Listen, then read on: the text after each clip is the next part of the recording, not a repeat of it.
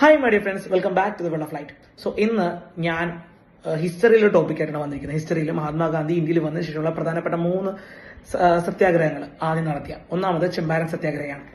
അന്ന് ബ്രിട്ടീഷുകാർ ടിൻകാത്തി സിസ്റ്റം അന്ന് അവിടെയുള്ള ചമ്പാരനിലുള്ള കൃഷിക്കാരുടെ മേൽ ഇമ്പോസ് ചെയ്യുകയും അവരുടെ 1/20 ഭൂമിയും ഇൻഡിഗോ കൃഷി ചെയ്യാൻ ആവശ്യപ്പെടുകയും അവർക്ക് തുച്ഛമായ വേജസ് കൊടുക്കുകയും ചെയ്തതിന്റെ പശ്ചാത്തലത്തിൽ തുടങ്ങിയ ഒരു സമരമാണ്.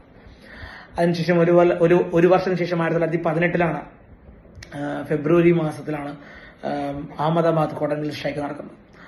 അവിടെ പ്ലേഗ് ബോണസ് എന്ന് പറയുന്ന ഒരു ബോണസ് അക്കാലത്ത് ഇൻട്രൊഡ്യൂസ് ചെയ്യേണ്ടായി. ഏകദേശം 35% അവരുടെ വേജസിൽ വർധനവ് കോട്ടൺ മില്ല് ഉടമകൾ വരുത്തുകയും പക്ഷെ പിന്നീട് അവരത് കുറക്കാൻ ശ്രമിക്കുകയും ചെയ്തതിന്റെ പശ്ചാത്തലത്തിലാണ് 1918 അഹമ്മദാബാദ് കോട്ടൺ മിൽ സ്ട്രൈക്ക് നടക്കുന്നത്.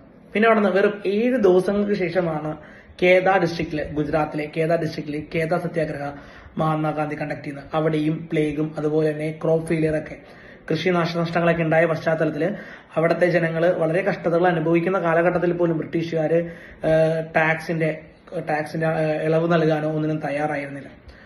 അങ്ങനെയാണ് കേദ സത്യാഗ്രഹ 1918 നടക്കുന്നത്. അപ്പോൾ 3 സത്യാഗ്രഹങ്ങളാണ് നടന്നത്.